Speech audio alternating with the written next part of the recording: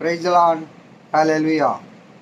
యేసుక్రీస్తు ప్రభువు శకపురుషుడు. ఎందుకు ఆయన శకపురుషుడు అంటామంటే, ఈ శకము ప్రారంభించబడింది క్రీస్తు యేసుతోనే. ఇది క్రీస్తు శకము,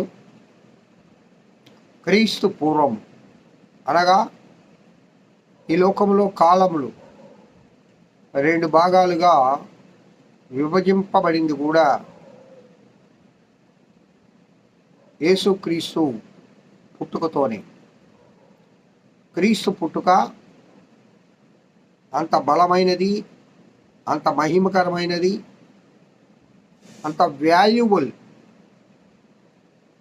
ఎందుకనగా ప్రియులారా,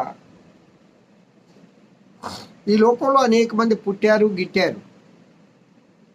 కానీ యేసయ్య ఒక్కడు మాత్రమే పుట్టాడు, గిట్టాడు. అది మానవ శరీరం దాల్చిన ప్రతి ఒక్కరు చనిపోవాల్సి ఉన్నాయి. కానీ మూడో దినమున మృత్యుంజయుడైనాడు.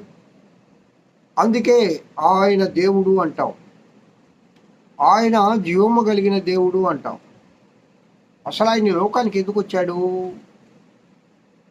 మానవులు వారి పాపముల నుండి వారిని విడుదల చేయడానికి వచ్చాడు. అంటే మన పాపముల నుండి విడుదల చేసి పరలోక రాజ్య వారసులుగా ఆ వారసత్వాన్ని మనకి ఇవ్వడానికి, ఆ భాగ్యాన్ని మనకి ఇవ్వడానికి వచ్చారు.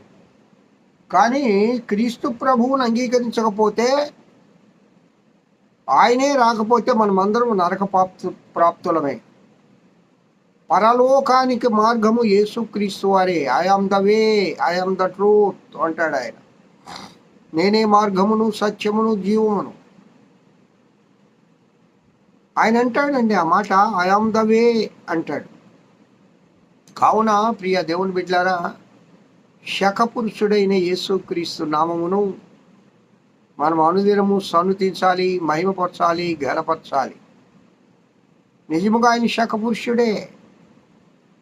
ఆయన ఎంత గొప్ప దేవుడు అంటే, ప్రియా దేవుని బిడ్డలారా, నీ కోసరము, నా కోసరము తండ్రి యొక్క సింహాసనాన్ని వదిలి లోకానికి వచ్చాడు.